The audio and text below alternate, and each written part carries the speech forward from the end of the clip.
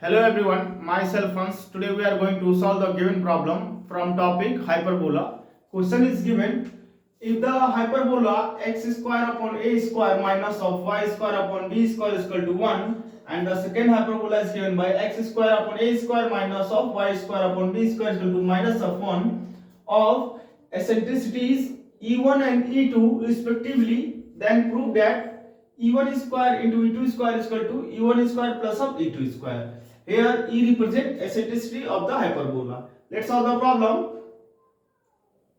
Given hyperbola is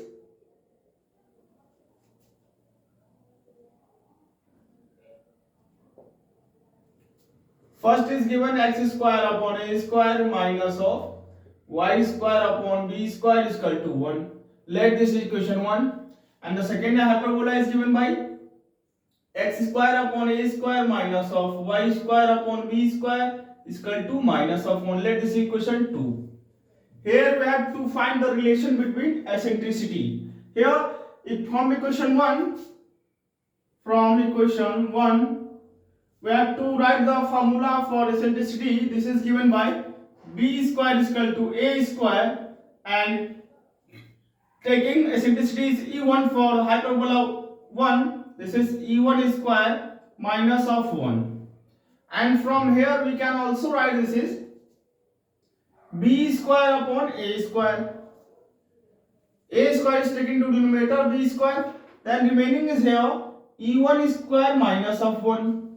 And from here we can also write this is e1 square is equal to minus of 1 is taken to left hand side. This gives 1 plus of b square upon a square. And we can also solve here taking LCM. We get here a square plus of b square upon a square. This is the value of eccentricity E1.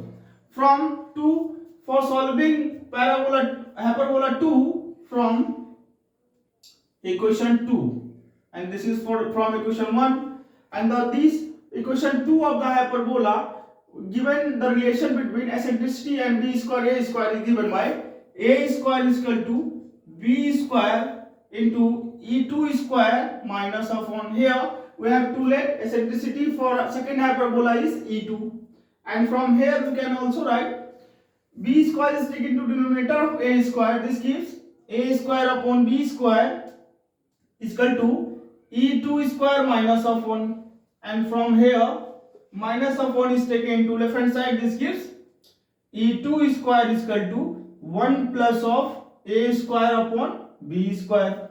We have to taking LCM. This gives b square plus of a square upon b square, and we can also write here this is e2 square is equal to a square plus of b square upon b square.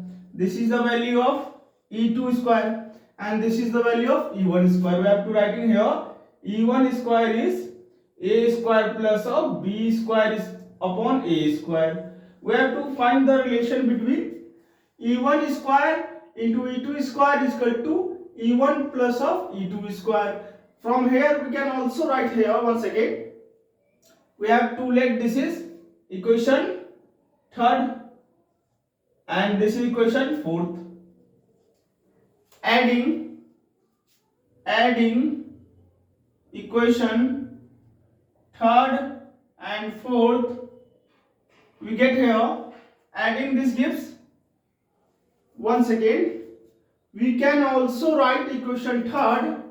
Once again we have to write in here this is 1 upon of e2 square is written as b square upon a square plus of b square. Let this is equation third, and we can also write here equation, this is equation 4, sorry, this is equation 4, and we can also write this equation 1 upon of e1 square is equal to a square upon a square plus of b square. This is equation third, and adding equation third and fourth, we get here adding left hand side to left hand side and right hand side to right hand side. First we have to write 1 upon of e1 square plus of 1 upon of equation fourth of left hand side is given by 1 upon of e2 square is equal to, here Equation third of right hand side is given by a square upon a square plus of b square plus equation fourth of right hand side is given by b square upon a square plus of b square. Taking LCM, we get here a square.